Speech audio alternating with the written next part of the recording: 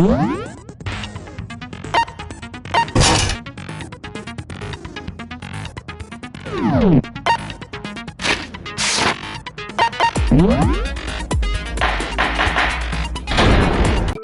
the result besides the blackened and the one that will graduate. Now, We already know who did it! was that? It was Hiro. He does not have an alibi for when the murders took place, and we found him in that suit. Don't try and deny it!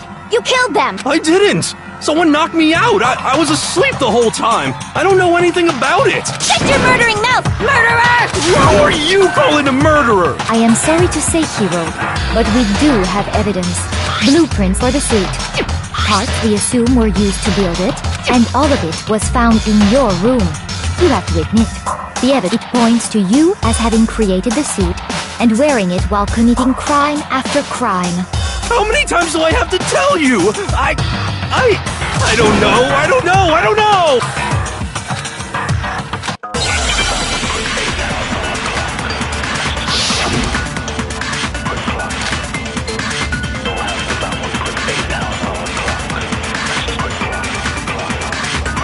Everything we found in your room. The blueprints, the suit parts, they are all proof enough that you are the culprit. I don't know anything about that stuff! It's not true! It's a conspiracy! Hiro, why? Why did you kill them? No! Just hold on a second!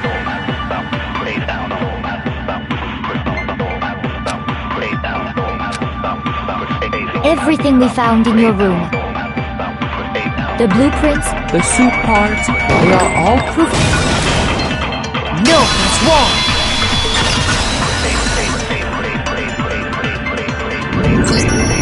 Are we sure Hiro really made those What do you mean?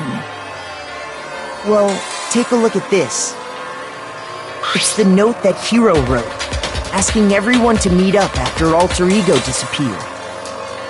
The handwriting's obviously different, wouldn't you say? When you compare it to the blueprints. There's no way you could think the same person made both of them. Unless that person may be the No, the difference. Come on! I'm not smart enough to think of trying to change my handwriting anyway. So Makoto, are you saying you don't think Hiro's the culprit? And he's not the only one. I think Hiro's innocent as well. What? Then who was in that Robo-Justice suit? Is it like Hiro said? Was there really someone running around in a second suit? The suspicious individual hidden within the suit. Go ahead, Makoto. Tell them who it was. So? I got it! Other than Hiro, I can't think of anyone else it could have been. Obviously, he was the one in that particular suit. And we never found any kind of second suit. Then there can be no doubt. Hiro is the prime suspect. That doesn't make any sense! You've just said Hiro didn't do it! It makes perfect sense. Hiro was the suspicious individual in the suit, but he's not the culprit. So what? That's right. The culprit in this case has nothing to do with being in the Robo-Justice. What? Now that's a bold assumption. And what reason do you have to make such a statement? You do have a reason, yes? Of course. But before we get to that, there's something else we need to clarify first. So let's get that out of the way. Hey, stop trying to boss us! All things have a proper order. So what is it? What needs to be clarified? We must clarify the method of transportation for Taka's lifeless body. It would seem that his corpse was moved using certain particular items. Makoto, can you tell us what they were?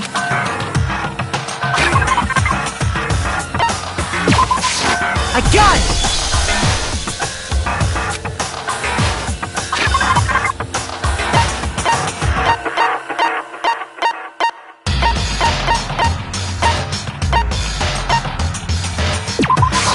I got it! They were a dolly and a tarp, right?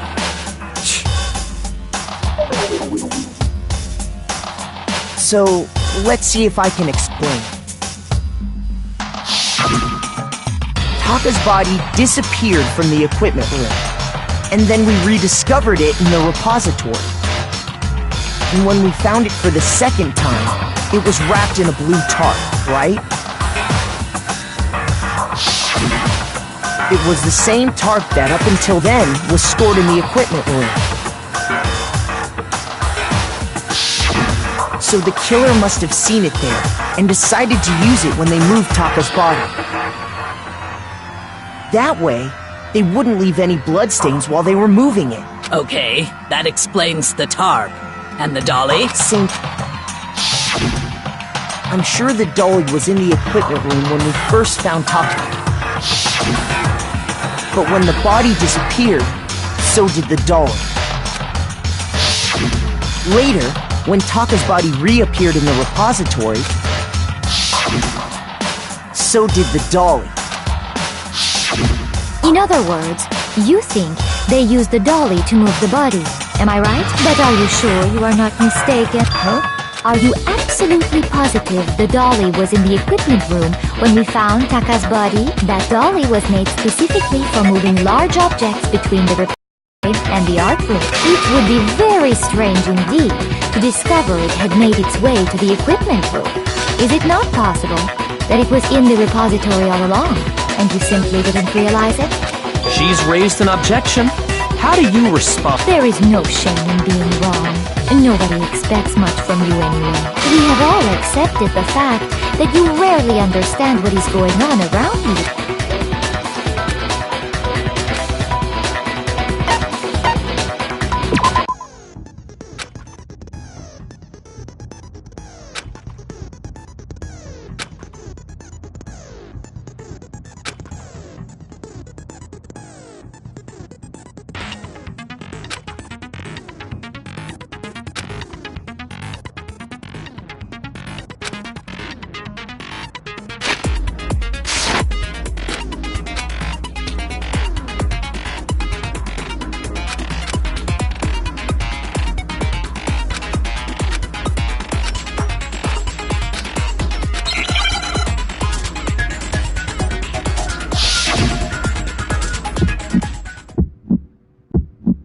You had it wrong! I cannot agree! You are a fool! So pathetic! Lies will get you nowhere! Do your worst! You miserable wretch! I cannot agree! You are a fool! Do your worst! You have it wrong! I cannot agree! You are a fool! So pathetic! Lies will get you nowhere! Do your worst! You miserable wretch! I cannot agree! You are a fool! Do your worst! You miserable wretch! You have it wrong! I cannot agree! You are a fool! So pathetic! Lies will get you nowhere! Do your worst! You miserable wretch! I cannot agree! You are a fool! Do your worst! I cannot agree! This should prove it!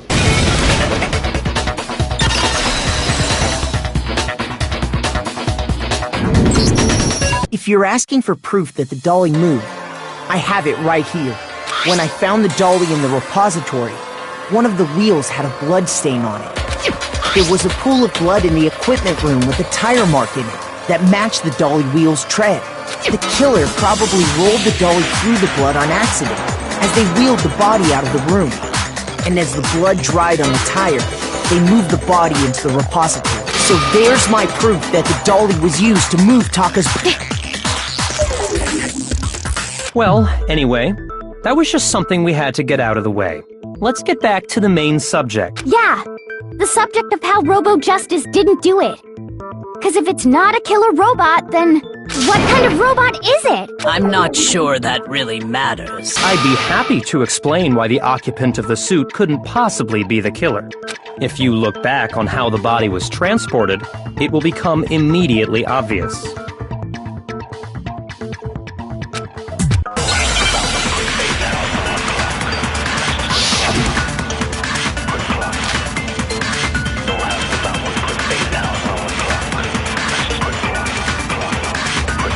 As we know, Taka was killed in the equipment room. And from there, the body was moved to the repository, correct? Yeah, the culprit wrapped the body in the tarp, then loaded it onto the dolly and wheeled it off, right? Now, keep in mind that the dolly doesn't have a handle. Well, yeah, but even without a handle, all you'd have to do is bend over. Then you could push the dolly no problem. So the killer and carted the body. If you accept, then you must realize that who... Sorry, I don't think I realize it. As we know, and from there... Yeah, then loaded it on. Now, keep in mind... Well, yeah, All you'd have to do is bend over. No, that's wrong!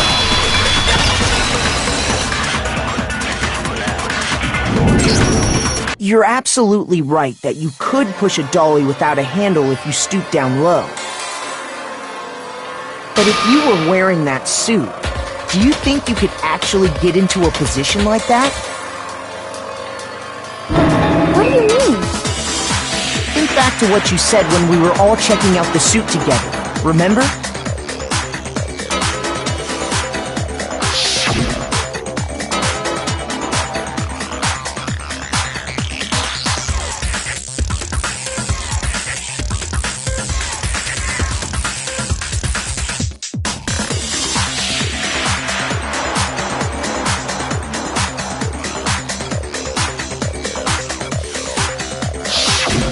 When you're in that suit, not only can you not see your feet, but you can't even bend at the waist. Am I right about that? Now that you mention it, yeah. It seems like it'd be awfully hard to push that dolly if you couldn't bend over. Well, what's to stop you from simply pushing the dolly with your feet? When you can't even see your feet? You really think someone could... That I can say for sure myself. On top of that, if you were wearing such a rigid, cumbersome suit, it's very unlikely you would have the dexterity to go about wrapping the body in a tarp. Well, I mean, isn't that just a matter of taking off the suit when you're ready to move the body?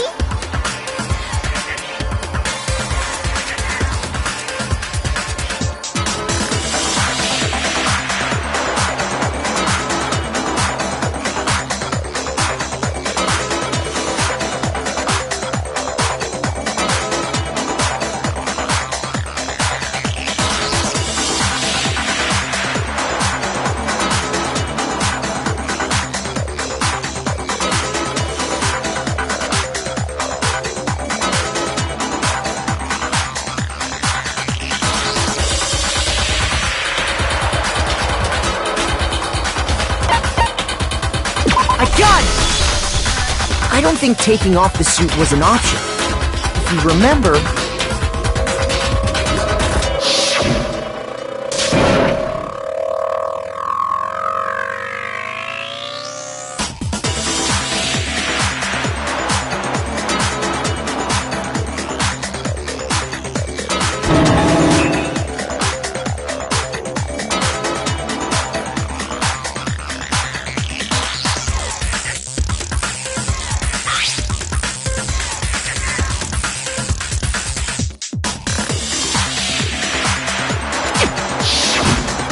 That's true. It seems impossible to put the suit on or take it off without help. Then, you really can't take it off by yourself? Hero wasn't just making it up? Of course I wasn't making it up. If he could have gotten it off by himself, I don't think he would have let us see him wearing it.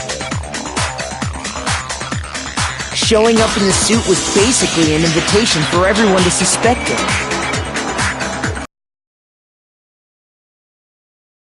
Oh, it's really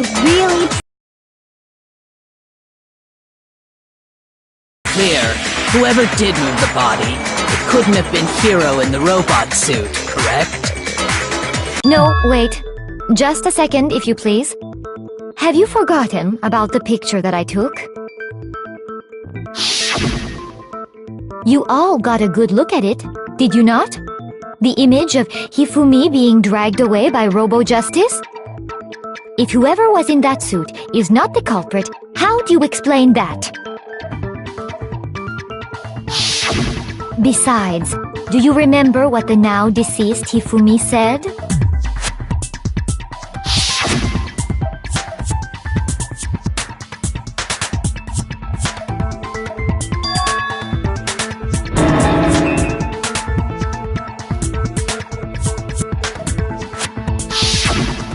So long as those facts exist, the proper conclusion is beyond question. The individual inside the suit and the culprit are one and the same. It was Hiro, without a doubt. Yeah, that's gotta be right. Hold on a second! It's still far too early to reach that conclusion. Besides, there's no hurry to decide who did it. Before we rush to a verdict, shouldn't we explore every single possibility?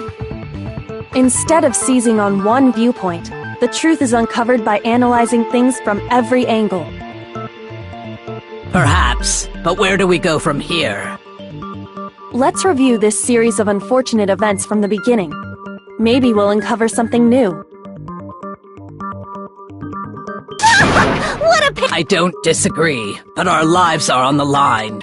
If this is what it takes, we have to do it. Plus, maybe we'll get to find out where the heck Kyoko was when everything went down. All right then, let's take another look back at what happened. I suppose we could start with this morning. 4 of us gathered together in the dining hall.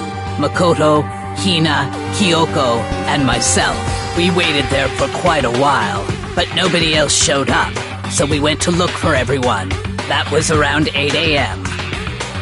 And as soon as we split up, Kyoko went missing. Soon after that, Hina found Celeste in the rec room and quickly came to get Makoto and me. It seems I was unconscious for about an hour after I was attacked by my mystery assailant. I know it was an hour because I remember being attacked a little after 7. That was when we saw Celeste's picture and discovered that her assailant had been wearing a strange costume. As it turns out, it became clear that this same Robo-Justice had abducted Hifumi. We were soon joined in our search by Byakuya and Toko, and then went on to find Hifumi in the library. He was injured, so we took him to the nurse's office and resumed our search for the suspect. But not long after leaving the nurse's office...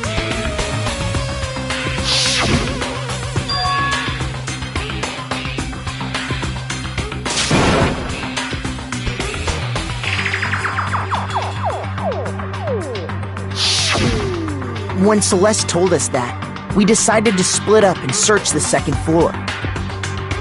And soon after that, I saw someone moving around on the 3rd floor, and I yelled out to everyone as soon as I did.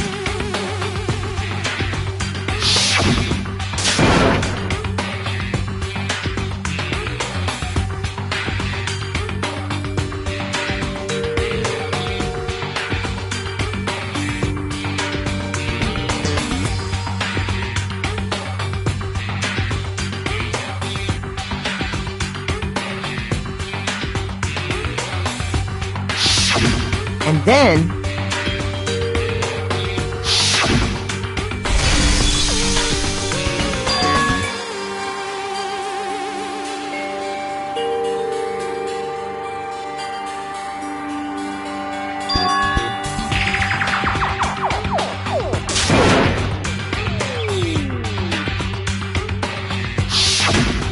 At that point, we decided to divide up into 2 groups.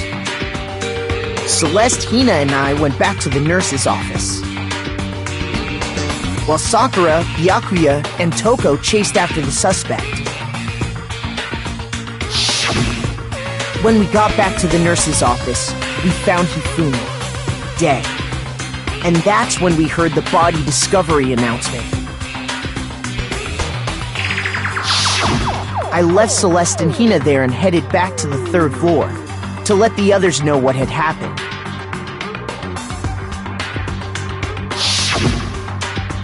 Meanwhile, we had just discovered Taka's body in the equipment room. We must have found both bodies at almost exactly the same time. Because we heard the same announcement not long after we discovered his body. And that's when I told you guys about Hifumi. Then the three of us headed for the nurse's office. But right after we left the physics lab, we ran into Celeste, who'd arrived after us, and she told us something very surprising.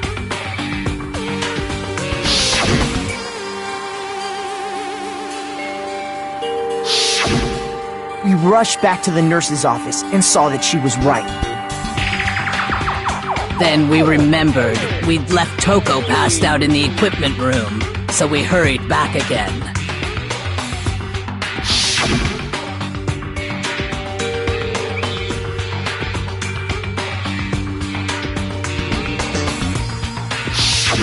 But when we got there, we discovered that now Taka's body had also gone missing. Next thing we knew, we were searching the school for 2 missing dead bodies. And after some time... Celeste informed us that she'd found the bodies, and we all headed to the repository. Which is where we rediscovered the corpses.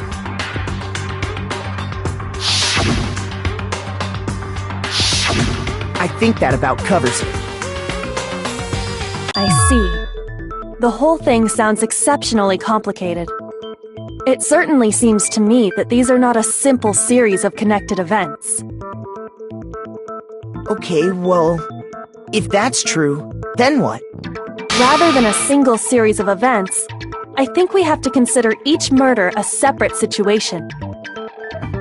And from there, we can uncover the contradictions surrounding all of them. Now then, let's get started, beginning with what happened to Taka.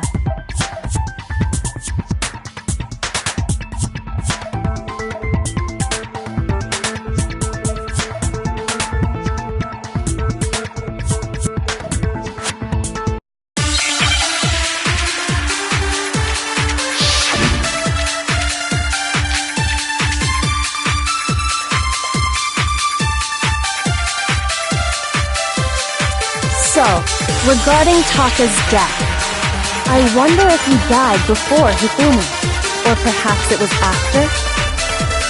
We already know what order they were killed in. Taka came last.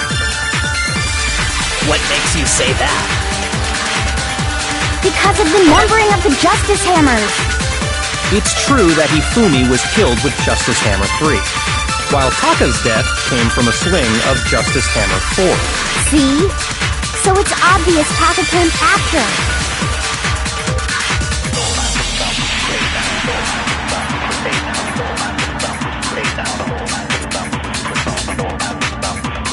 So, regarding Taka's death, I wonder if he died before Hifumi, or perhaps it was after?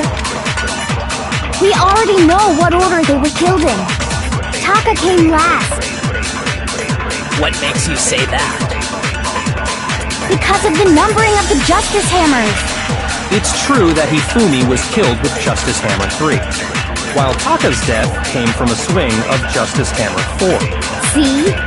So it's obvious Taka came after.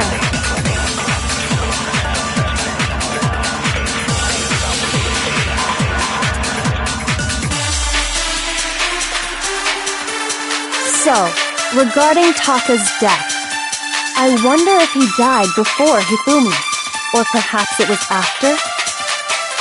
We already know what order they were killed in. Taka came last. What makes you say that? Because of the numbering of the Justice Hammers.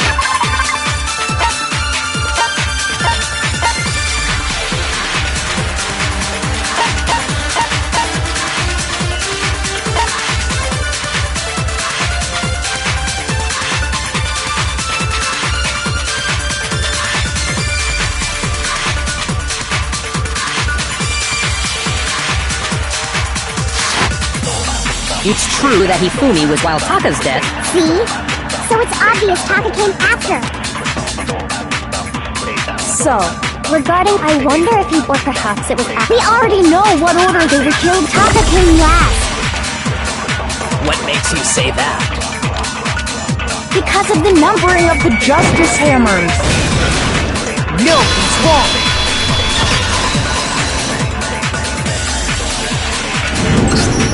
Hold on.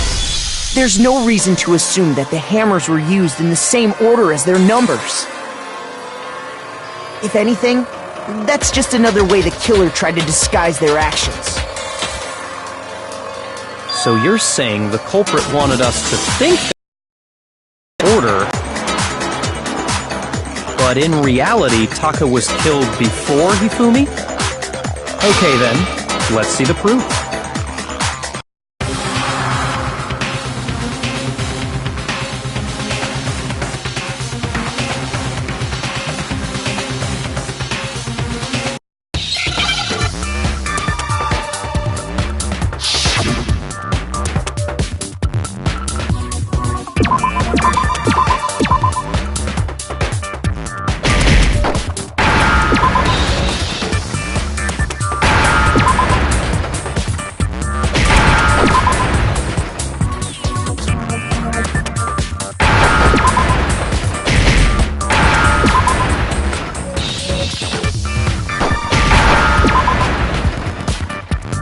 Now I understand!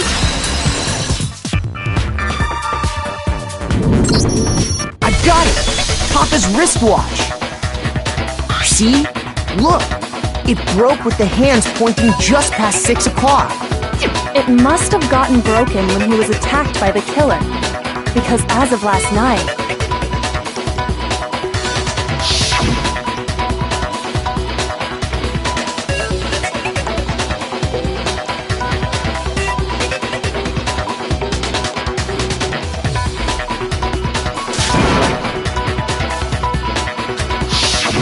so if it wasn't broken after 6 last night, then he must have been attacked around 6 this morning.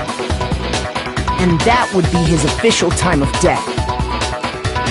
But if that's true, then he was killed well before Hifumi. And before Celeste was attacked this morning, which happened around 7. That's right. Taka was killed before any of the other incidents took place. That simple fact, we made the wrong assumption about the order of events, all because of those justice hammers. That's exactly why the culprit wrote the numbers on each hammer and had them increase in size. That way, when we saw how they were used in each incident, we'd easily make that wrong assumption. Now, if Taka was killed around 6, then everyone's alibis for his murder go out the window. Because when he was killed, we hadn't met up in the dining hall yet. That may be true in the case of Taka's murder. But all of our alibis still hold true for Hifumi's death. That's right. With him, at least, we're all safe.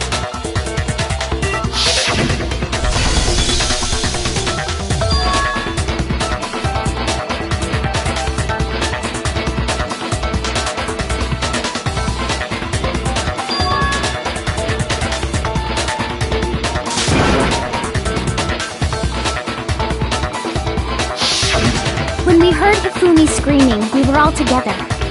Except for Hiro and Kyoko. Then we all ran down to the nurse's office, and that's where we found his body. That's totally true! We're all in the clear! Oh, I know! They must have recorded him screaming on a tape or something, then played it later on! If that's true, where's the tape?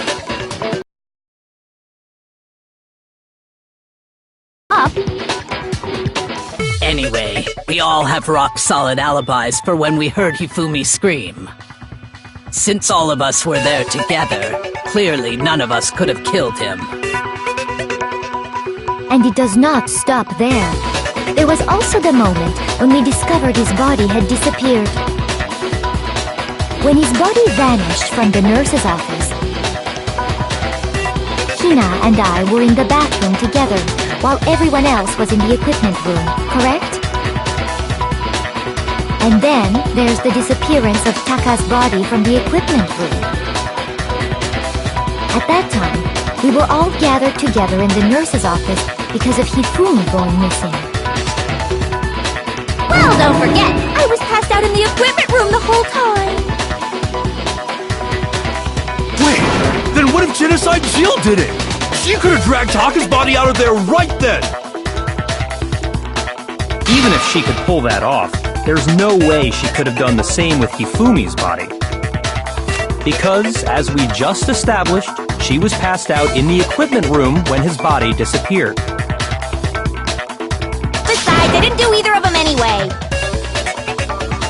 In other words, it is impossible that any of us could have killed Hifumi or moved either of their bodies. On the other hand, Hiro and Kyoko had disappeared, so they most certainly could have done those things.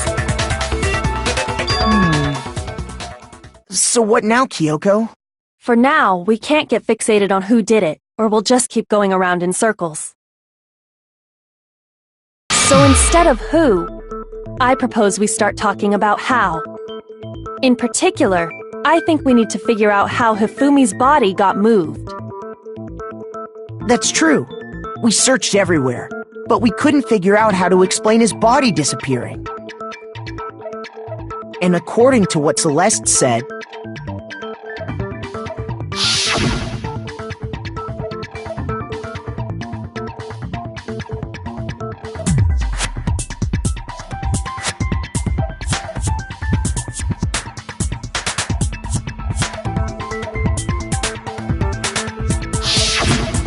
his body apparently disappeared in the 1 minute her and Hina took their eyes off of it. But to carry that much weight from the first floor up to the third in that short amount of time? Oh man, yeah! There's no way! It'd be impossible! Well, what if I told you there was a way to make the impossible possible? What? How? If the dead body were to move itself.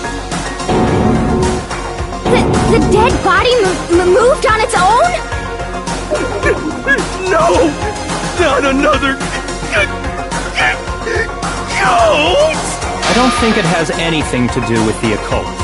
I think what she's implying is... we thought Hifumi was dead, but perhaps in reality he was still alive. He was alive? Are you saying Hifumi wasn't carried out of the nurse's office, but simply walked out on his own? But I mean, we found his body. He was dead. Perhaps he was simply playing dead. That it isn't possible.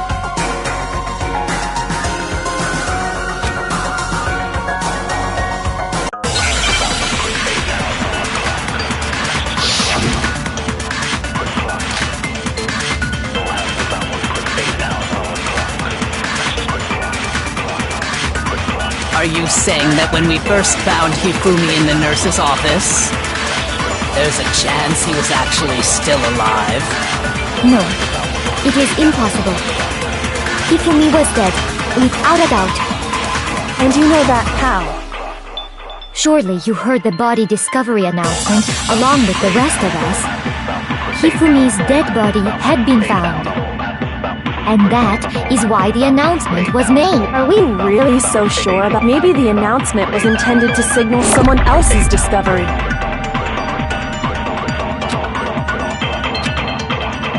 Are you saying that when we first found Hifumi in the nurse's office, there's a chance he was actually still... No, it is impossible. Hifumi was dead, without a doubt. And you know that how? Surely you heard the body discovery announcement along with the rest of us. Hifumi's dead body had been found. no, it's wrong!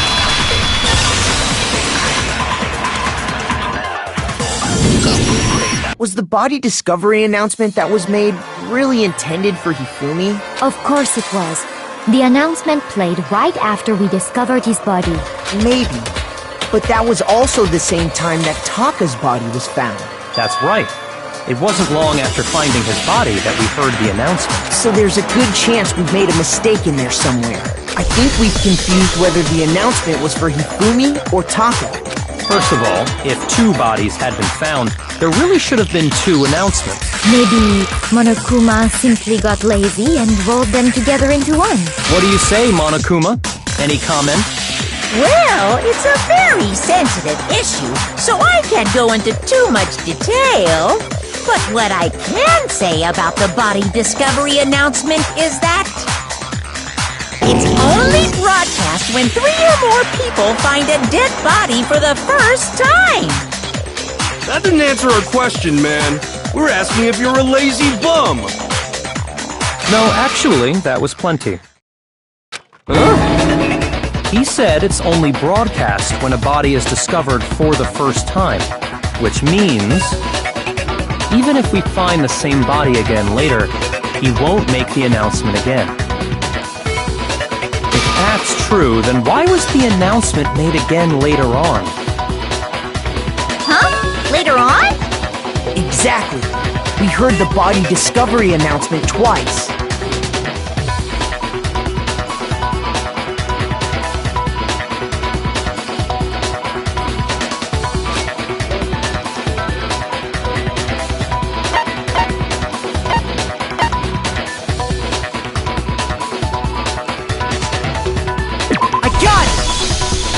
We heard it a second time in the repository, when we rediscovered the 2 bodies.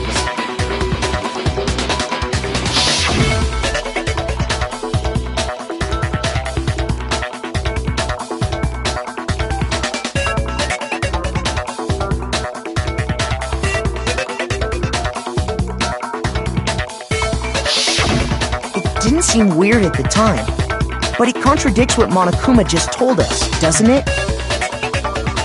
Exactly. If we were actually rediscovering both bodies, the announcement shouldn't have played. Then in reality, when the 2 dead bodies were rediscovered, one of them was actually being discovered for the first time.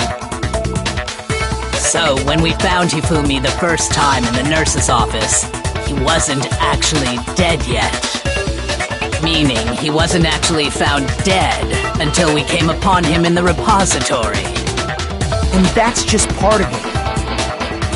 There's one other thing that leads me to believe he was still alive in the nurse's office. Oh, I know! Because he was super good at playing dead! Bada bing, bada boom! That is the worst logic I have ever heard. But honestly, I do not think there's anything that can prove he was still alive. Okay then, let's take another look at the events surrounding the discovery of his body. Then it should become clear whether he was really alive or not. This whole thing is pointless.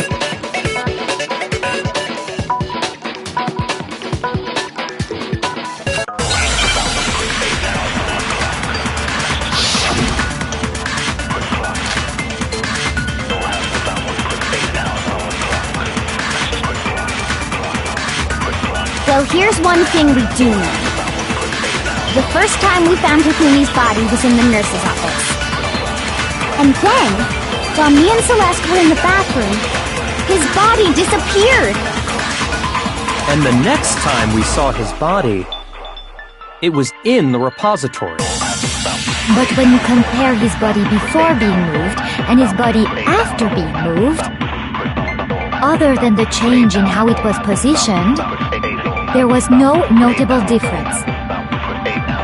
Then, was he really still alive? Of course not. It is impossible. This is ridiculous.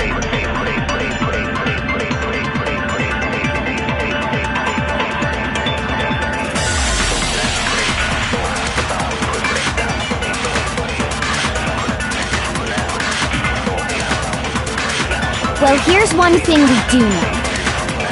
The first time we found Hifumi's body was in the nurse's office. And then, while me and Celeste were in the bathroom, his body disappeared. And the next time we saw his body, it was in the repository. But when you compare his body before being moved and his body after being moved, other than the change in how it was positioned, there was no notable difference. Then, was he really still alive? Of course not. It is impossible. This is ridiculous.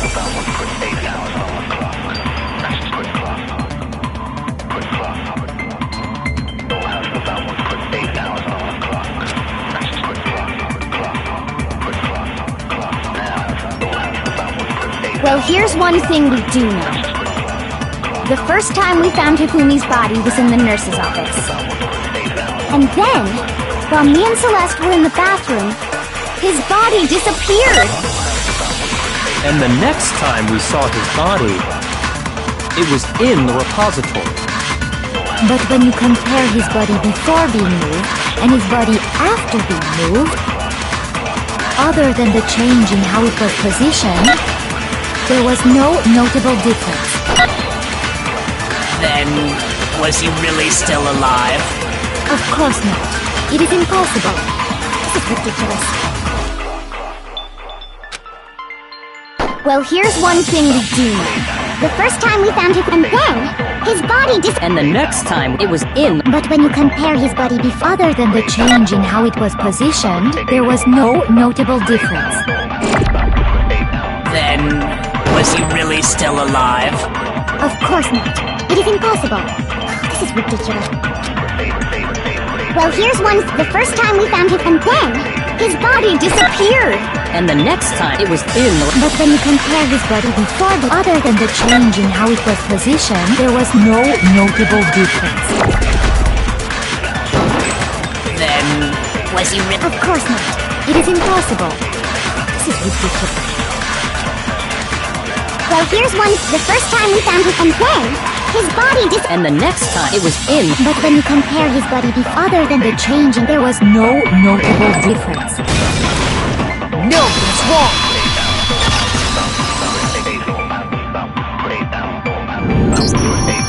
In fact, there was one clear difference between Hifumi in the nurse's office and the repository.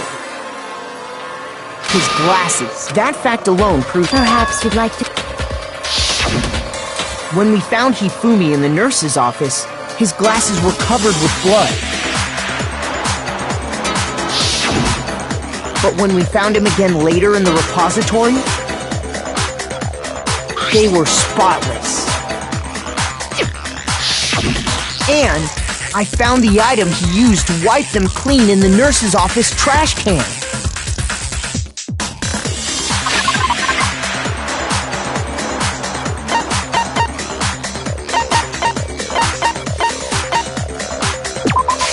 I got it! It was a glasses cleaning cloth featuring a certain cartoon mascot. One look at the bloodstain on the cloth should make things clear. This piece of cloth was used to wipe Hifumi's glasses clean. And the mascot on the cloth is the same one that's on the digital camera, right? And whose digital camera was it? Hifumi's, of course. The character was Princess Piggles from Demon Angel Pretty Pudgy Princess, I think. I highly doubt anyone but Hifumi would have brought something like this to school. I see your point. And the only people here who wear glasses are... I wouldn't be caught dead using a tacky piece of garbage like that. A few tissues is all I need to keep my glasses clean. Then there's no question. It belonged to Hifumi. So what you're saying is... What exactly? What I'm saying is, the blood on his glasses was wiped away using his own glasses cleaning cloth. Even if that is true, it does not mean he wiped the blood off himself. But who would benefit from a clean pair of glasses other than the glasses owner? That's a good point. Well, it must have been him, right? So let's assume that Hifumi was still alive in the nurse's office. He pretends to be dead. Then when he's alone, he wipes his glasses clean so he can see. Then he stands up and walks out on his own 2 feet. And with that, the impossible task of moving his copious corpse becomes possible, wouldn't you say? But then, if he was just pretending to be dead, what was with all that blood? The fridge in the nurse's office contains packs of blood for emergencies. He probably used one of those. He figured if he was gonna play dead, he should go all out, so he just dumped it everywhere! But he got crazy with it and had to wipe his glasses off when he was done! Oh, what an idiot!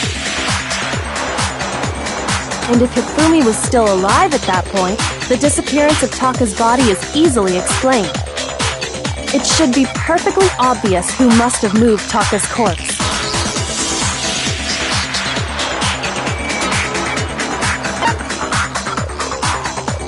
I got it! It could only have been Hifumi. While we were all gathered in the nurse's office, he went to the equipment room and took Taka's body. That also explains how the door to the repository got locked. The door was locked?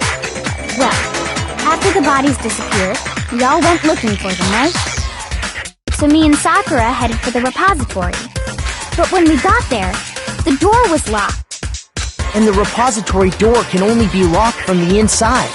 Which means, when Hina and Sakura got to the repository, someone was already inside. And it could only have been Hifumi, who just finished stashing Taka's body there. He convinced us all he was dead, and when he saw his chance, he dragged Taka's body to the repository. So, Hifumi wasn't just another victim in this case. He was one of the assailants. But that means he took part in the murders. I just can't believe it. If you're having trouble, would you like me to show you one more piece of evidence? There's more? Oh, absolutely. The single biggest fact pointing to his involvement has yet to be revealed. You know what I'm talking about, right, Makoto?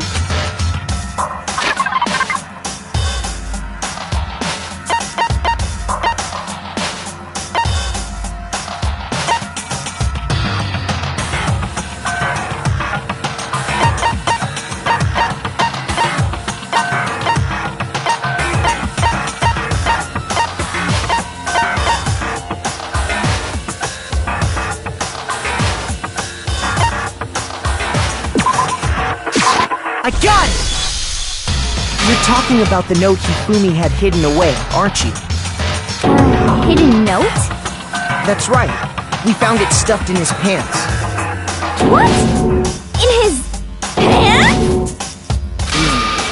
Yes, his pants. Okay, well, forget about the pants for now. Take a look at what the note says.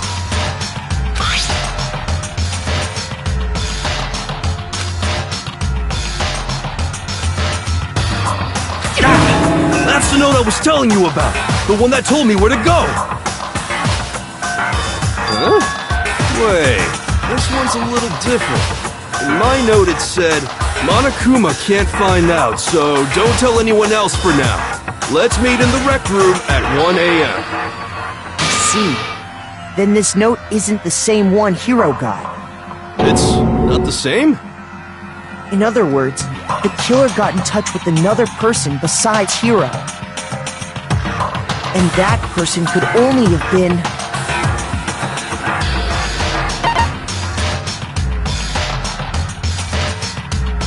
I got it! That's right! Taka! The killer used this note to draw out Taka and murder him! Hello? Over here! Objection! Objection! I don't really understand what's going on, but Hifumi had that letter, right? So whoever wrote it wasn't drawing out TikTok, they were drawing out Huffy! Just to be clear, TikTok is Taka and Huffy is Hifumi, right? Ugh! Yes! Why must you ruin it?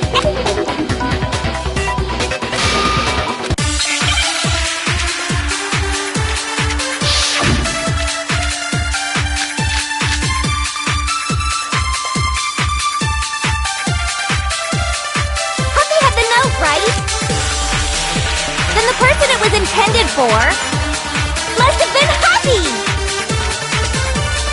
But remember what the note said. What time did it say to meet? 6 a.m., I believe. The time doesn't matter! The note has nothing to do with TikTok! No, that's wrong!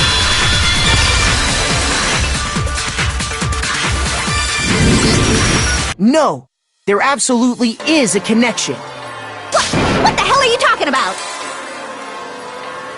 The note said to meet at 6 a.m., which is the same time Taka was murdered. We've already proven that using his wristwatch. But there's more. Look where the note says to meet. The equipment room, right? Which is where Taka was killed. I see. So, Taka was murdered at both the time and place written in the note. I think that should be plenty to show that this note was definitely meant for Taka. Well, when you put it like that... No further objections! Then someone used that note to trick Taka. Just the same as me. The culprit really is a cold-blooded monster. Telling people they found a way out. But if they gave the note to Taka, what was Hifumi doing with it? Stuffed down his pants, no less! Most likely, Hifumi stole it off Taka's corpse after he... He stole it? Where's your proof? Go ahead. Show.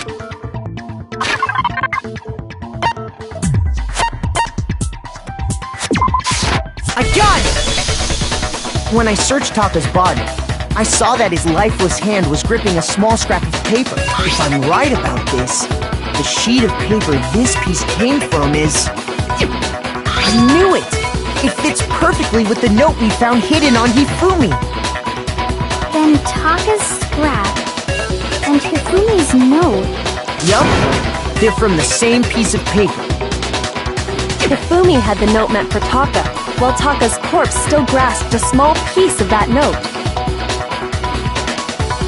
There's only one way to explain it.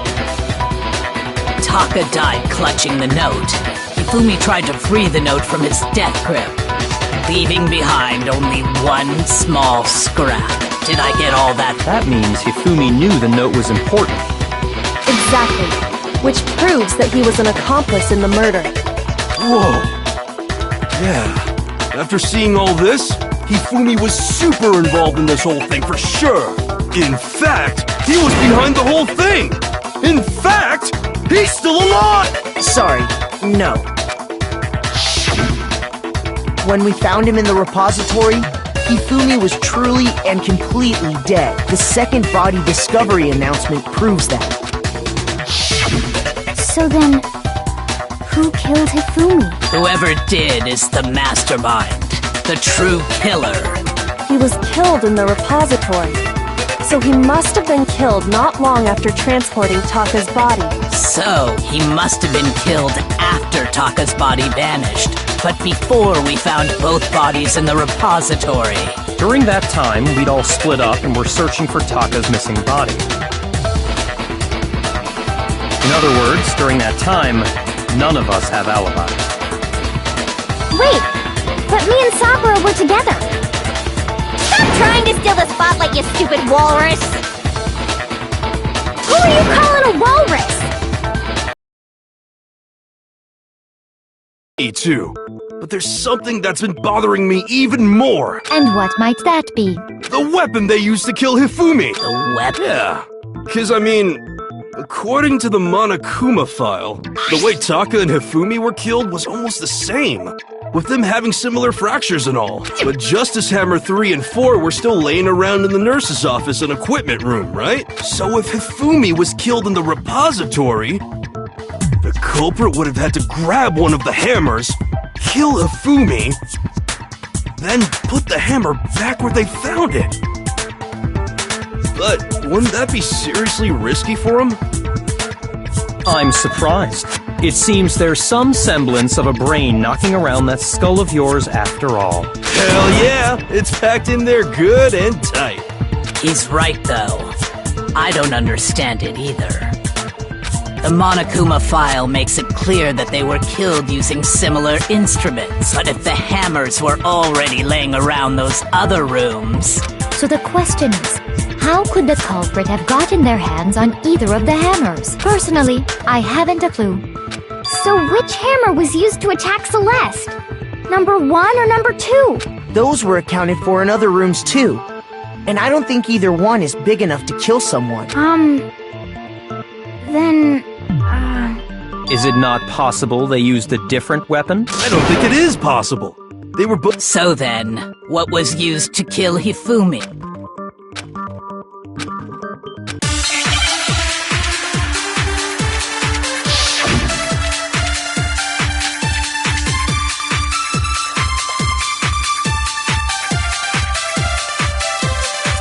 What was used to kill Hifumi? Was it Justice Hammer 3? Maybe Justice Hammer 4? Well, whatever it was, there's one thing we have to figure out. How was the culprit able to move around so freely with the weapon? How did nobody witness them carrying it? Sounds like a Justice Hammer 5 is about to make its appearance! Check out murdergear.com/hammertime for more info! Well, one thing seems pretty clear. The murder weapon had to be one of the Justice Hammers! No, it's wrong!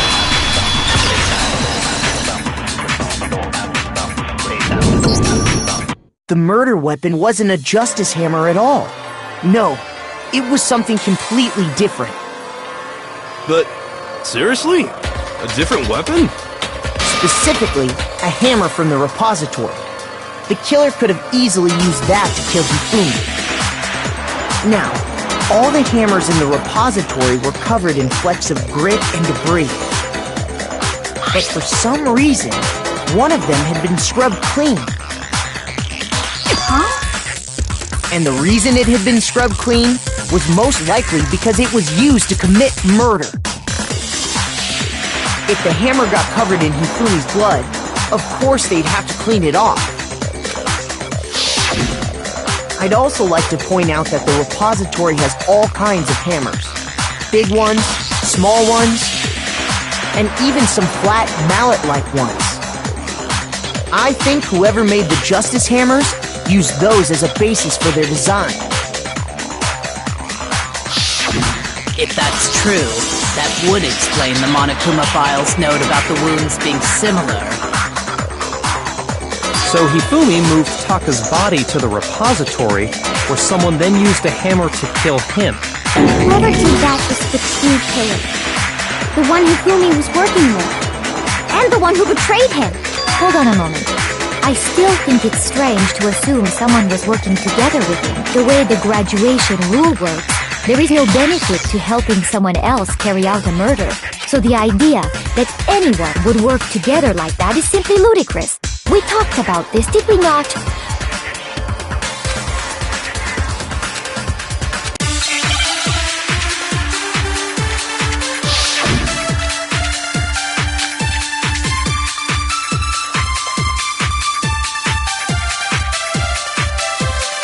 Based on the rules that have been laid out for us, even if more than one person is complicit in the murder, only the one who actually carried out the act can graduate and survive.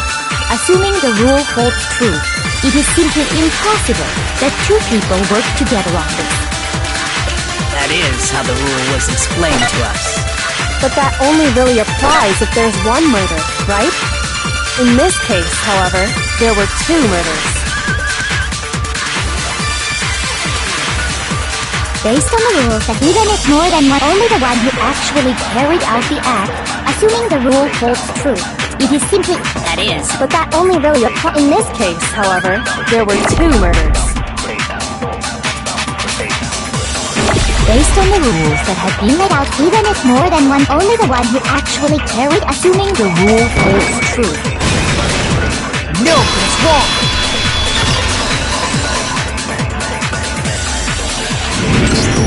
Since there were two murders, it's at least plausible that more than one person was involved. What do you mean? If there'd only been one murder, then yes, the idea of an accomplice isn't really worth considering. Naturally, if only one person can be saved per murder, an accomplice has no risk versus reward benefit. Risk versus reward benefit? The payoff for working together. The reward that balances out the risk of taking part in the scheme. There's no point in being someone's accomplice if there's no benefit to you. However, if there were some potential mutual reward for the risk, then cooperation becomes possible. You're saying that two people could act as each other's accomplices to commit two separate murders. I think that's what the true killer told Hifumi. They would each have an accomplice for their crime. And based on the case's events, Hifumi would have been the first one to act, murdering Taka. They made him carry out the first murder so he couldn't back out of helping them later on. So in this case, there wasn't one single person committing multiple murders. Instead, each person killed someone, creating two separate incidents. And it only looked like one person because that's how the true killer designed it to look. A single suspicious individual, a similar weapon used in each crime, disappearing bodies. By creating one seamless set of circumstances, they made it look like one person was behind it all. The mastermind picked their target and managed to convince him to go along with their plan. And then, to avoid the no accomplices rule, they simply killed their accomplice. Which, if true, means that betraying Hifumi was part of the plan from the very beginning. That's just awful! How could anyone be so cruel? You think so? I can't help but admire its cunning. Still, their choice of accomplice seems odd.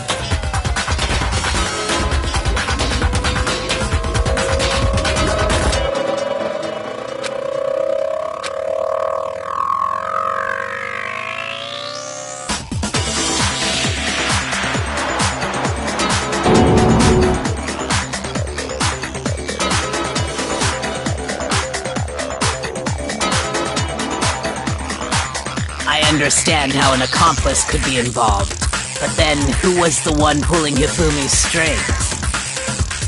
That's problem numero uno right now!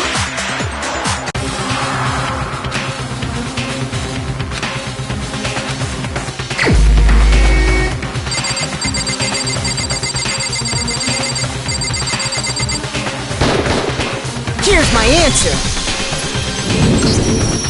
It was Celeste. So I'm the suspicious individual now, am I? I really... A joke? I wonder. So what you are saying, then, is that I specifically chose to work together with Hifumi. The idea that I would choose to spend any amount of time interacting with him, that I would go within 10 feet of that shit from brains, that lazy, worthless goddamn idiot! Pardonnez-moi. Just to be clear, there is evidence to support it. Is that so? It is. Throughout the investigation, there was certain behavior that was common only to the two of you. Considering what we've learned so far, it only further proves that the two of you were working together.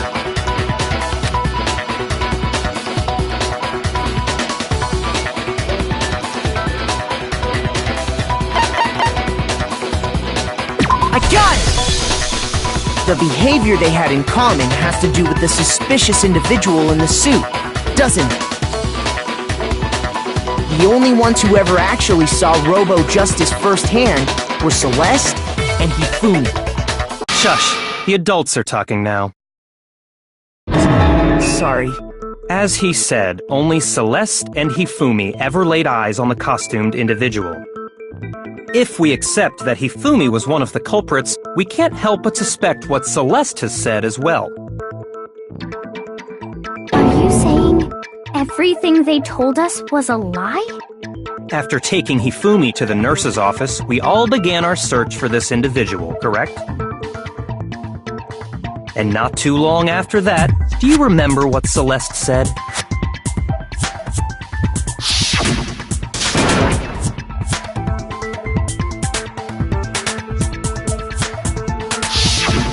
We headed to the second floor specifically because of what she claimed to have seen. Next, to draw us all to the physics lab up on the third floor, She let out a blood-curdling scream. and when we'd all come to see what was wrong, what was it she said?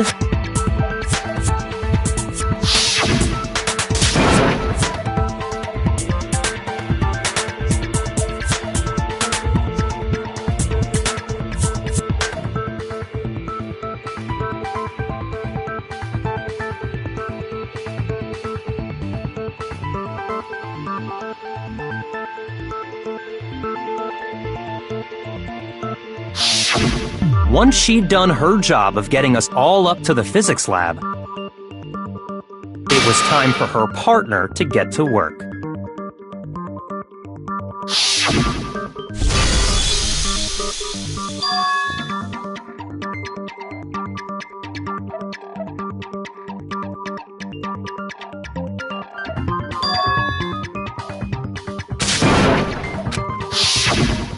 It was to get us to divide into two groups. So that we would discover both bodies at the same time? In fact, Celeste was precisely the one who proposed that we split up.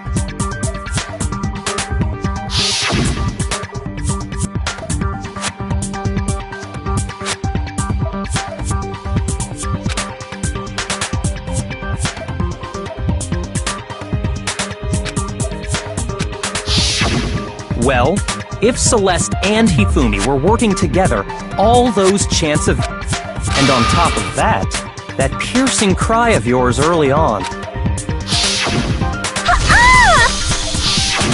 That was to signal Hifumi, wasn't it? It was your way of telling him, we're on the third floor, everything's going according to plan. Why else would you let out a scream that could have carried across the sea? I just realized another strange thing. When we found Hifumi in the nurse's office,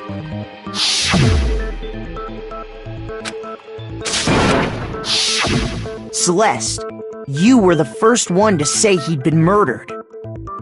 You wanted to make sure we would... I don't believe it! Everything! The whole thing was one big act! Hina, you were with Celeste when Hifumi's body disappeared, right? Yeah? I was feeling kinda sick, so Celeste took me to the bathroom. Wait! Then that was... She wasn't worried about you. She just saw a chance to help Hifumi sneak out of the nurse's office. Each piece isn't much by itself, but start putting them together and the picture gets very ugly indeed. Wouldn't you agree, Celeste? I have no idea what you mean. Don't bother trying to deny it. You made one fatal mistake. Oh, did I? I didn't even catch it myself when you first said it, but looking back, I can say that that one little slip-up was your undoing. What are you talking about? I'm talking about what you said after Hifumi's body disappeared and we returned to the nurse's office.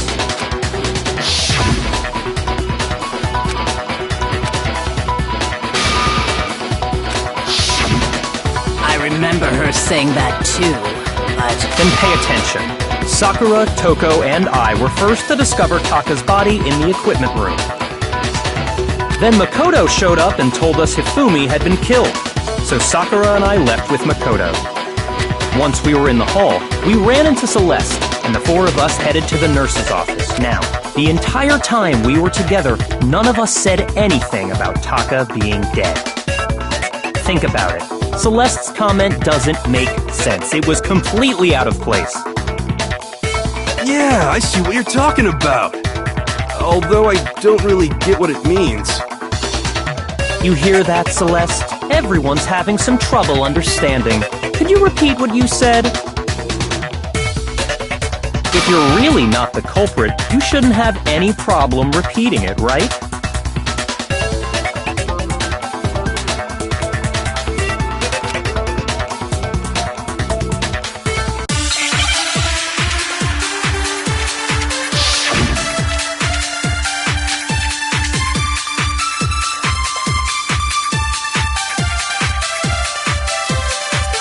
I said was, they must really be enjoying this. Enjoying the sight of us standing around, frightened and confused. They must be positively elated. We are all going to die here. We are going to die, just like those guys died. And that is all I said. And that's all it takes to finish this. It's what was so strange about Celeste's comment?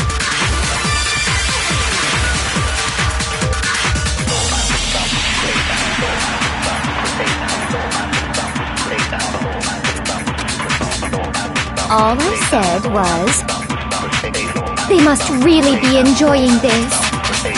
Enjoying the sight of us standing around, frightened and confused. They must be positively elated. We are all going to die here. We are going to die, just like those guys died.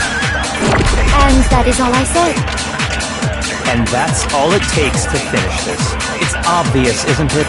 What was so strange about Celeste's comment?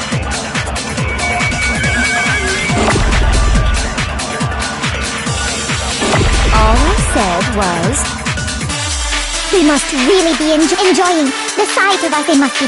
We are going to die, just like those guys died. And that is all. And that's all it takes. What was so strange about Celeste's comment?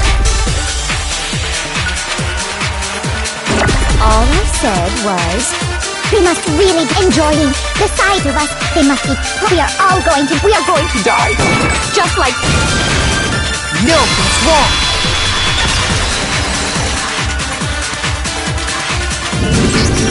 That's right. There's no reason Celeste should have said, just like those guys died. When she said that, none of us had told her Taka was dead. Exactly. And we didn't run into her until after we were all out in the hall. So there was never any chance for her to have seen his body in the equipment room for her. So how did you know, Celeste? How did you know more than one person had been killed? And because Kyoko had also disappeared, right? So she could have been dead too. You all have such vivid imaginations. You know that? Imaginations? You claim that I was lying when I told you about the suspicious person I saw. Then what about the picture I took? How do you explain this picture of the costumed villain? It has to be some kind of setup, right? So let's put the suit on. And then she used... Have you so quickly forgotten? You are the only one who could have possibly fit into that suit. Plus, I happen to know that this particular camera does not have a timer. In other words, it is an unassailable fact that this is a picture of Hifumi being dragged away.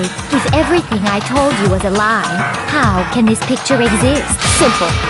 Are we sure that's really a picture of the suspect dragging Hifumi away? What could you possibly mean by that? Surely there are other explanations than the one you've offered up. No.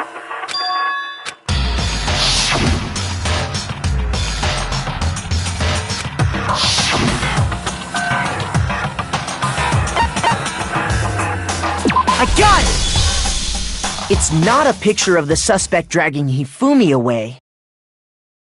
I would say it's a picture of Hifumi dragging the suspect away. That's certainly within the realm of possibility.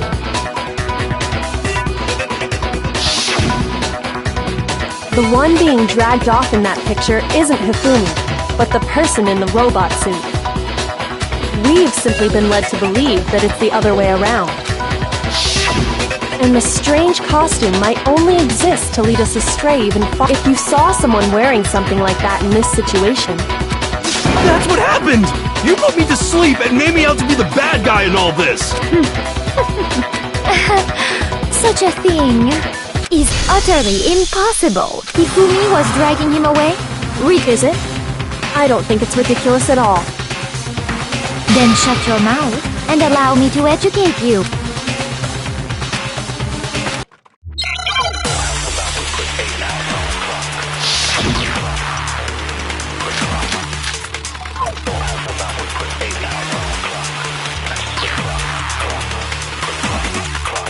Dressed locked me up in that suit after I passed out. Then you just draped me across Hifumi and had him carry my weight. You tried to make me look like the bad guy. Like I said, ridiculous. As you can see in the picture, the suspect is standing perfectly upright. If the person inside the suit was unconscious, there's no way they could stand up straight like that. No, that's wrong.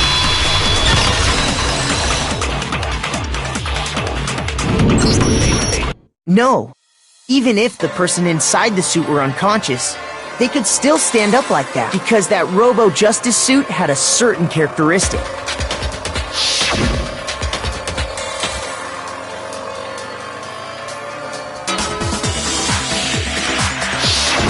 That's right! They totally made a mistake when they made it, so it couldn't bend at the waist. I'm not so sure that was a mistake. I think the suit was designed from the beginning to be used the way it was. Celeste and Hifumi took the suit they'd specially designed and stuffed Hiro into it. That's how they were able to fake that whole thing. The point of it all was to make us believe whoever was in the suit was to blame.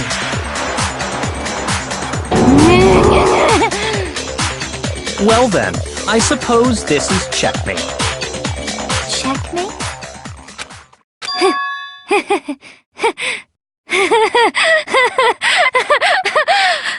Don't make me laugh, you idiot! What do you mean, checkmate? Celeste? Clearly, you want to cram me into your little guilty box. Well, there's one little problem. Have you already forgotten what Hifumi told us as he lay dying?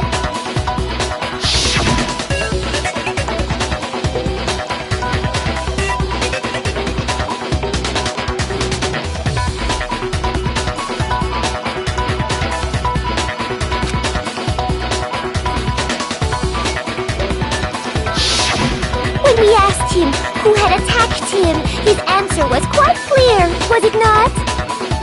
He said, and I quote, Yasuhiro. In other words, Yasuhiro Hadakue! Wait, but my name isn't really Yasuhiro. It's actually Taro.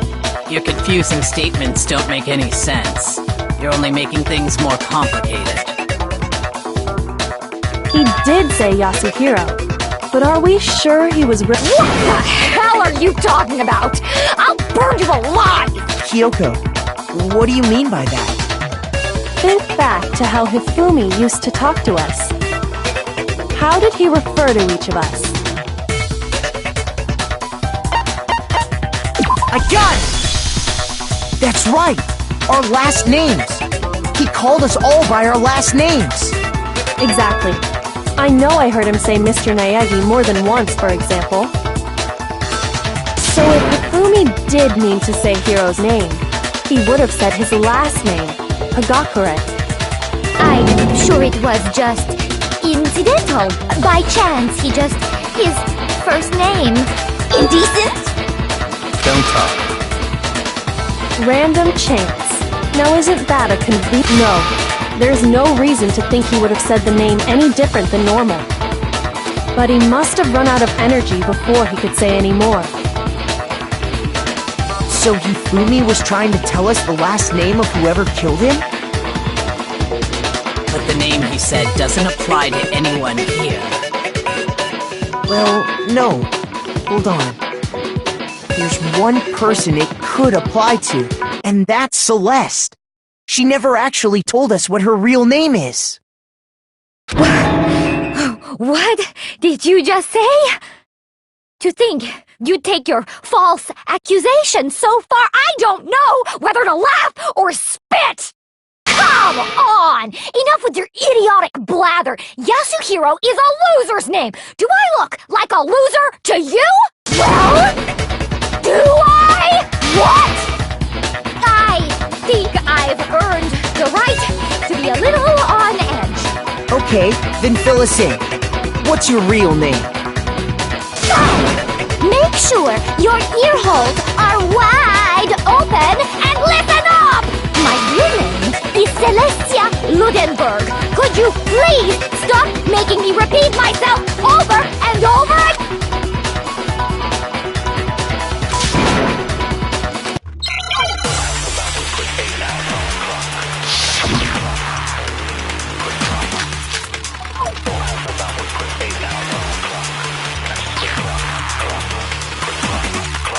Hifumi was trying to tell us something. He wanted us to know the killer's last name, Yasuhiro. If there's one person here who might have that last name, It would have to be you, Celeste. You haven't told anyone what your real name is. how many times do I have to tell you? My name is Celestia Ludenberg! God damn it! How long do you plan to go on pretending? I'm not pretending. It's the truth. And since you have no way to contradict me, that's the only truth there is! Moron!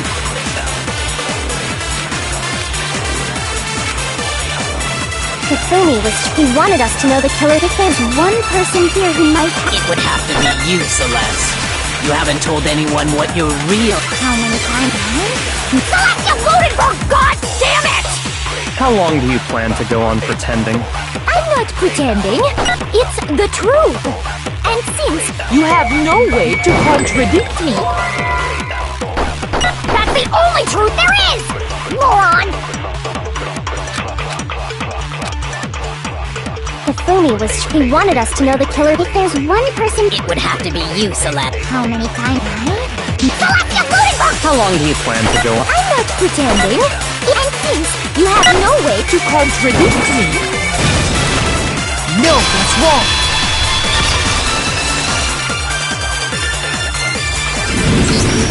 That's it! The handbook!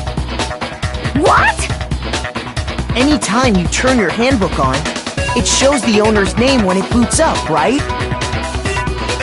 Monokuma told us all about it before.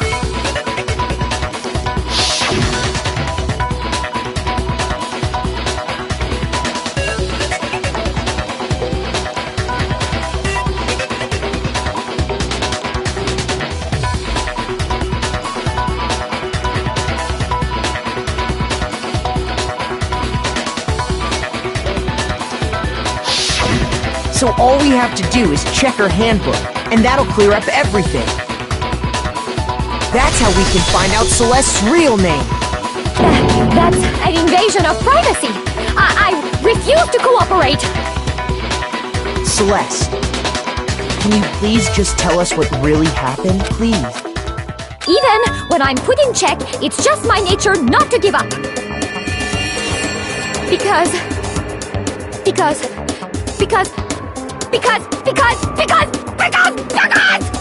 until the game's over, you never know what might happen! Fine then. Let me settle it. Let me go over the case again, from the beginning, and shed light on all, and that'll bring everything to an end.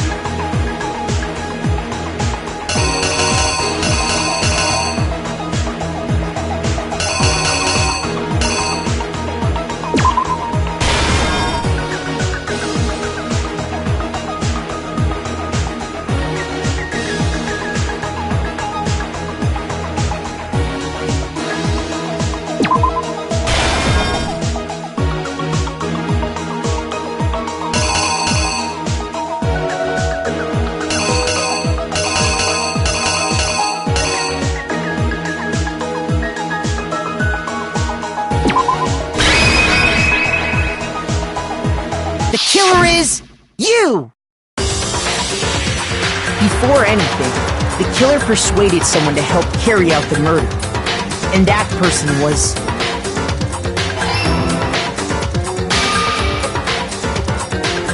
Hifumi. With an accomplice, the killer was able to execute a number of otherwise impossible schemes.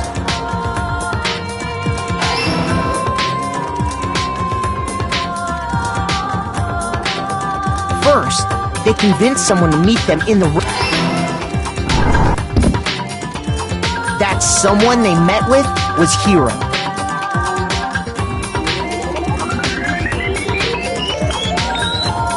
The murderous duo intended to pass Hiro off as the prime suspect, so when they met up with him, they drugged him, knocked him out, and stuffed him into the Robo-Justice suit.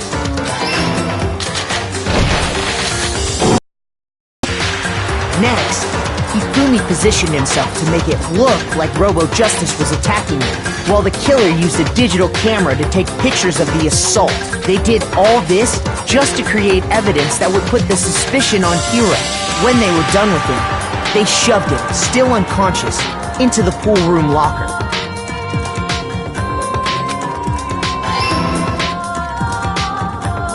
And then finally, at 6 a.m., they moved into the murder phase of their plan.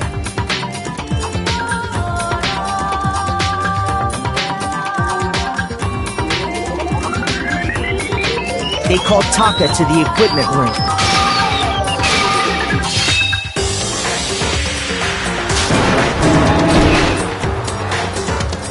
And that's where Hifumi killed him, making it the scene of the first murder.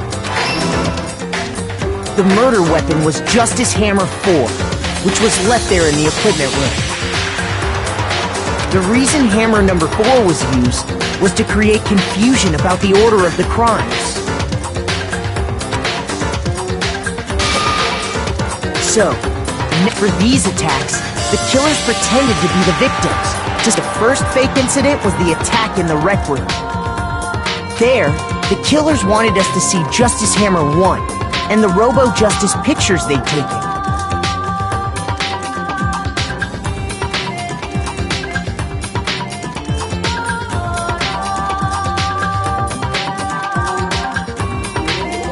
They wanted to make sure we bought the surprise attack story. The second fake incident was the attack in the library. This time, they planted Justice Hammer 2 and an injured Hifumi to sell us that story. With these two incidents, the killers were able to create a certain preconception in our mind that the suspect was increasing the size of the hammers and attacking people in order as they did.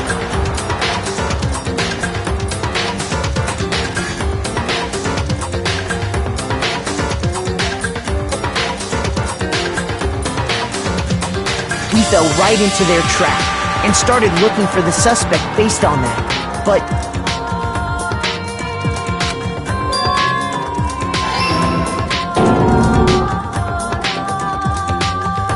while we did that, we left Hifumi alone in the nurse's office. This was exactly what Hifumi was hoping for. He took a blood packet from the refrigerator and Justice Hammer 3 and turned the room into a crime scene in which he himself had apparently been brutally murdered. He let out a scream to draw us back, and when... Meanwhile, the other group that had been out searching found Taka's body at the same time.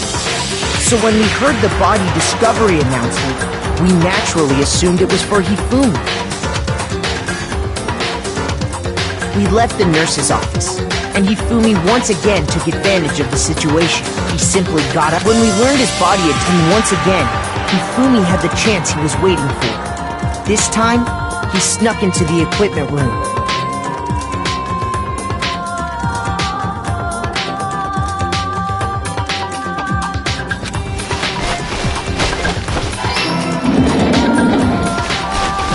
He wrapped Taka's body in a tarp and used the dolly to move it all the way down to the repository.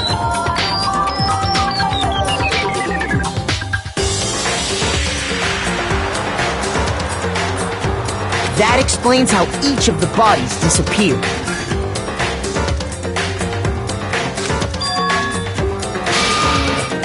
But even Hifumi didn't know what the true killer had in mind for their final act.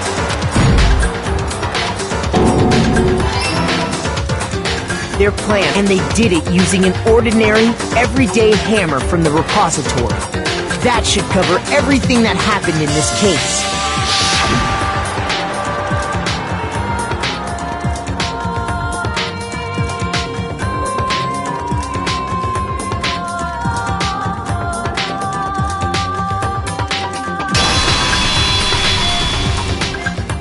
Celeste! Sorry, you lose.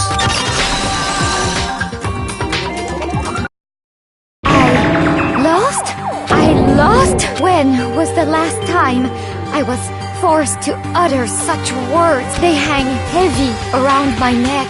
Then you admit it? You're the killer? Listen to you, trying to take charge, as if you're my private instructor. I, Celestia Ludenberg. Actually, no, Taiko Yasuhiro is fine. Taiko?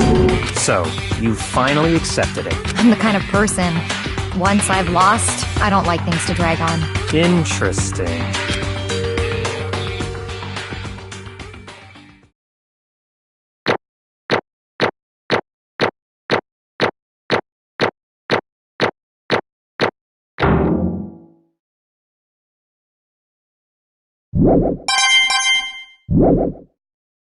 Okay, Monokuma. I'm ready to begin. Or, no, I suppose this is the end, isn't it? It is indeed the moment we've all been waiting for. Time to vote, okay? Okay. If you would, please locate your lever and cast your vote. And when the votes are tallied, who will become the blackened?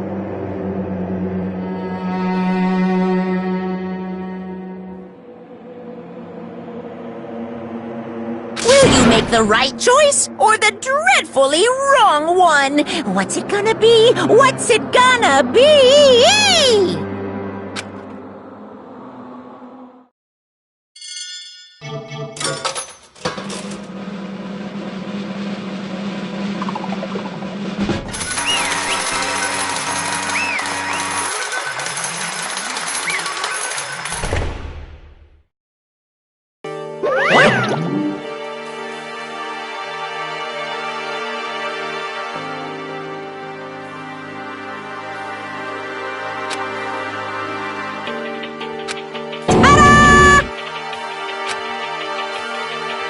Honestly.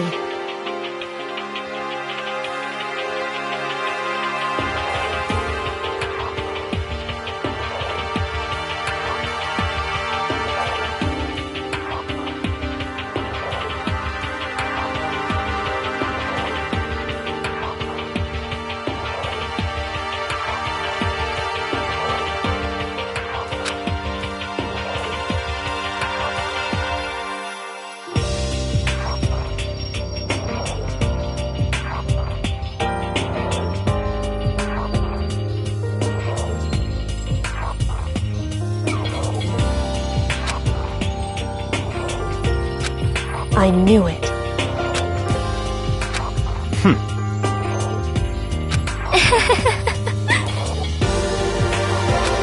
So then...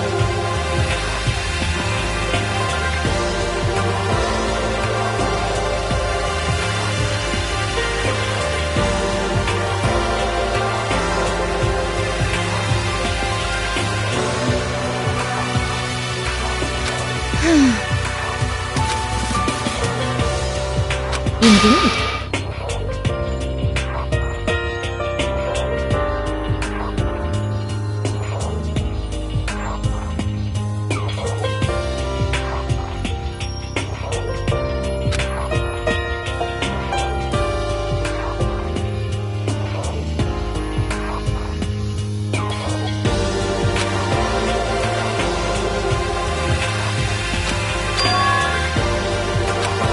Say what? Just a second.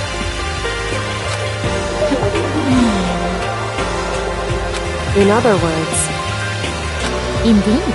I see.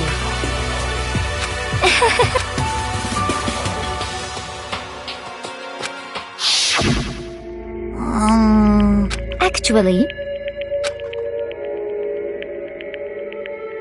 What? are you okay with this? So then,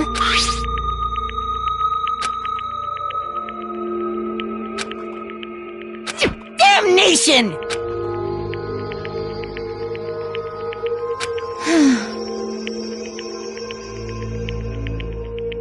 Say what? as for me, as for me, What? Damnation! Say what?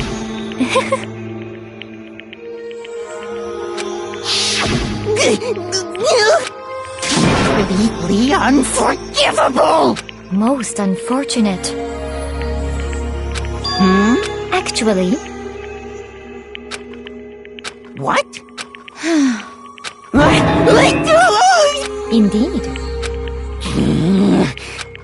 Completely unforgivable! Honestly, I swear I will save her! actually,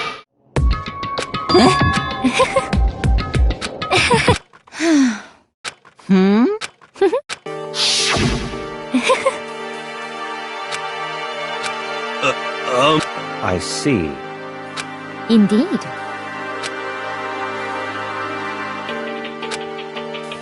But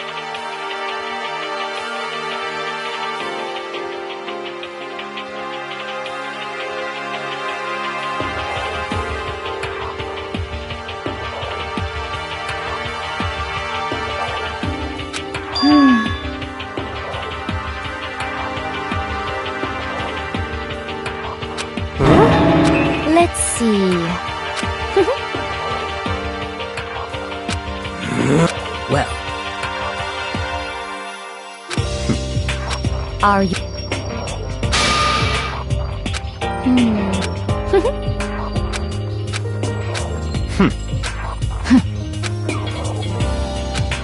so in the end,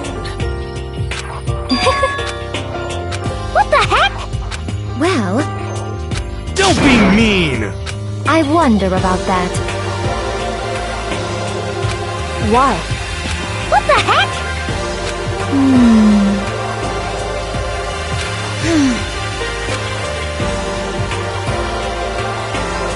But You little bitch! Hey!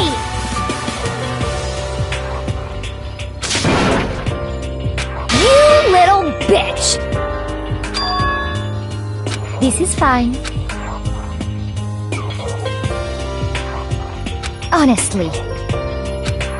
As for me, isn't it wonderful?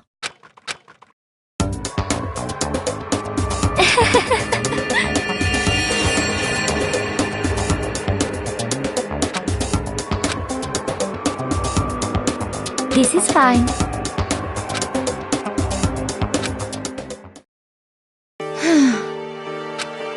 There is nothing to be done. just the worst. Oh. Do you understand? What is this?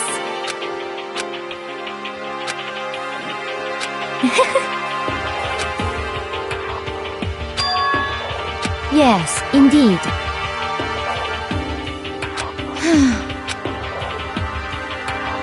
Isn't it wonderful?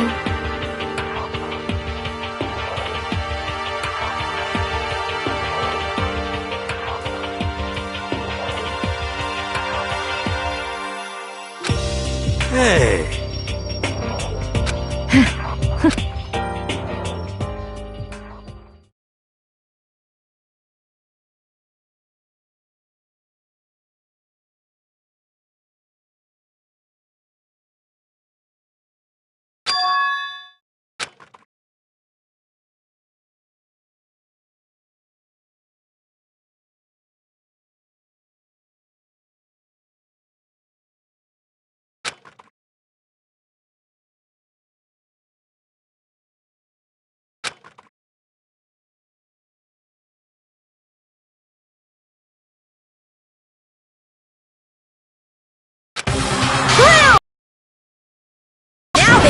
I've prepared a very special punishment!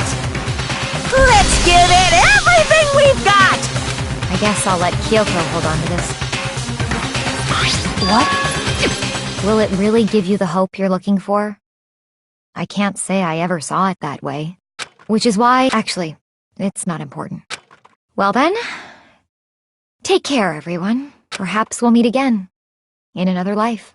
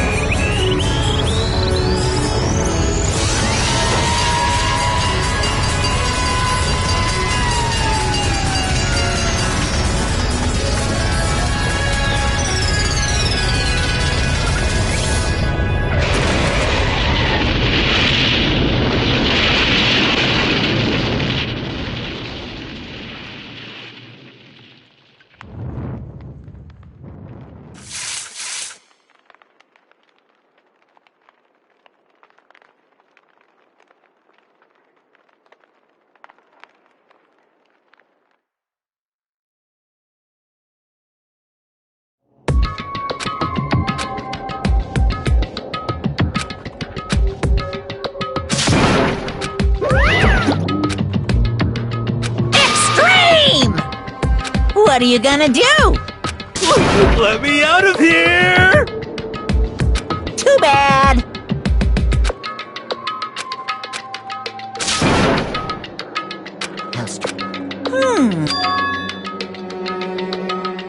Hey! Hey! What? So then... You... Ooh! Hey, Ooh, how it's...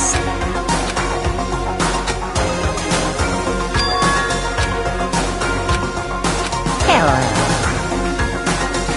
Well? See?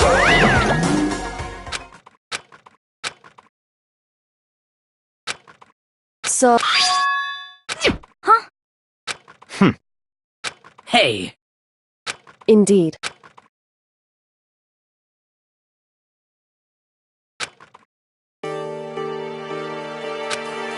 Hey,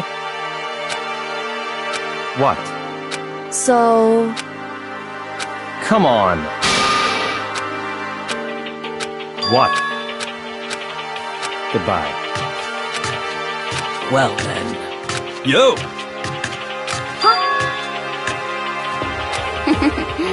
Okay. Shall... So then... You really came.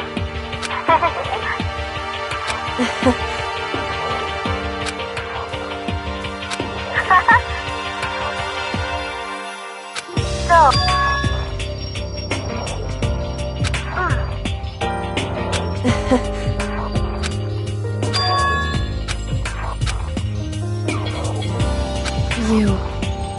However... What? Indeed. What?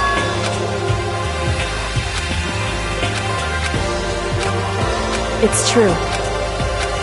That's fine.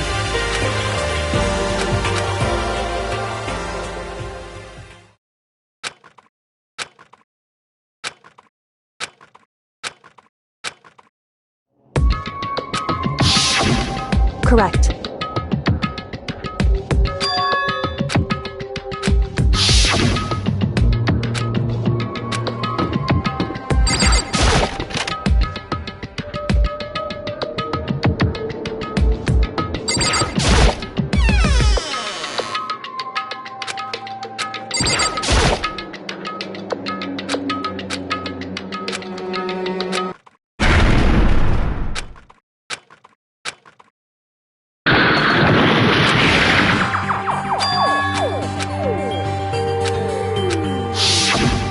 Correct.